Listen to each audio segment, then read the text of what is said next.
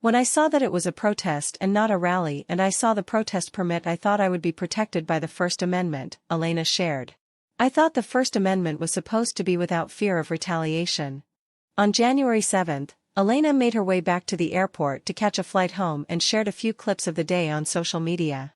She shared a video being underneath the big flag during the speech, a video of everyone singing the national anthem, then a video back at her hotel room letting people know she was okay. At the time, Elena, a flight attendant, was furloughed from American Airlines due to the pandemic and was preparing to return to her job in the coming weeks.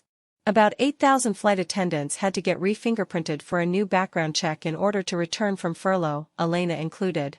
Yet, everything still continued. Why a veteran-owned freeze-dried beef company unabashedly embraces an America First worldview.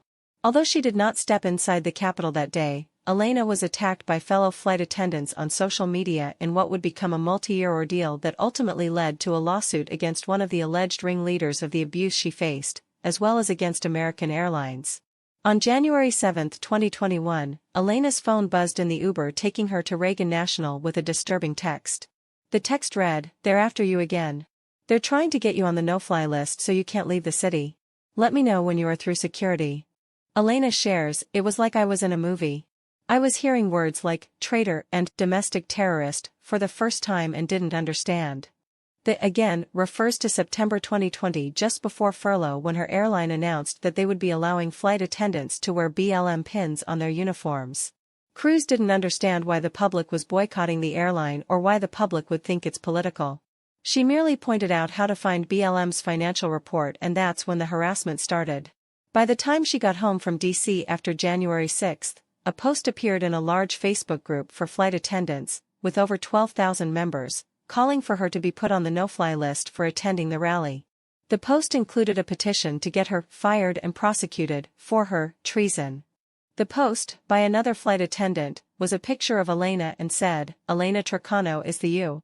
The post garnered 500 comments in an hour. Her home address was shared, her phone number was shared, and in the following days, weeks and months, she was inundated with threatening calls. Details of her personal life were leaked in the group, including her real estate license as well as details about her work at the airlines, including her recall status, her base and her work trips, putting her in jeopardy. What was next? Posting my hotels? My room number? She asks. You can help Elena here. As the weeks wore on, and though at least 50 flight attendants were involved, one person in particular attacked Elena relentlessly online. When faced with a cease and desist, one of the apparent ringleaders doubled down and the attacks became more aggressive. In June 2021, Elena personally requested that the alleged petition creator take the petition down. She was then turned in for retaliation and had to endure another meeting in August 2021. Elena knew she had to do something.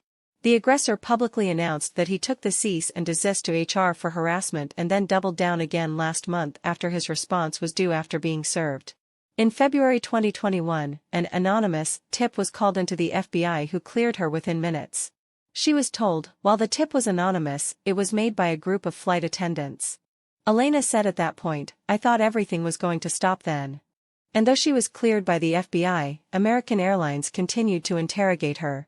And, while they did investigate the harassing flight attendants, they were only reprimanded with a slap on the wrist. Elena asks, why have policies if they're not going to be enforced? Or are they just enforced on me? She spent more than 15 hours in meetings, forced to retrace every moment of her day, and they attempted to force her to trace her steps in detail and marker on a map of DC, something she declined to do. In 2022, Elena also took a brave and public stance against the vaccine requirement on public transportation. She is one of 9 flight attendants that filed a lawsuit against the CDC in 2022 over the federal mask mandate on public transportation, arguing that being forced to wear masks and to enforce the mandate for passengers poses a risk to their own health and safety and hinders their ability to do their jobs. Ultimately, Elena was harassed about J6, the vaccine mandate, the mask mandate, and meeting after meeting until she mentally collapsed and was diagnosed with PTSD and shares, "Looking back honestly, I can't believe I made it that long." Yet to this day, the online harassment continues, even in groups meant to discuss work-related topics. In a Facebook group discussion about commuting, for flight attendants who do not live in their base city and must navigate the intricacies of getting to their base city for flights, someone posted, Well, I guess sympathizing with a seditionist poses a problem, and then shared a video with the petition that broadcast her full name, the city she used to live in, and other identifying information to the 11K plus members of the group. I don't even know who he was referring to or what he was talking about, Elena said. The continued harassment, and the airline's unwillingness to address it, has continued to wreak havoc on Elena's life. She does not even personally know the flight attendants attacking her. She has never flown with them. Now, after more than 2 years of harassment, and begging both the perpetrators to stop and the airline to step in, Elena has filed a lawsuit against one of the flight attendants who she alleges created and circulated the petition, as well as against American Airlines. Elena shares, "When I became a paramedic I took an oath to do no harm, and I have been an advocate for others ever since. It's time to be an advocate for myself. When is my safety a priority? When it goes from online to on a flight? On a layover? When something bad happens to me? When it's too late? How dangerous are they going to let it get?" Paul Davis, Elena's lawyer, says this about the case: "As a longtime employment lawyer and former HR director, it's clear to me that AA did not fairly or evenly apply their own policies to Ms. Tricano.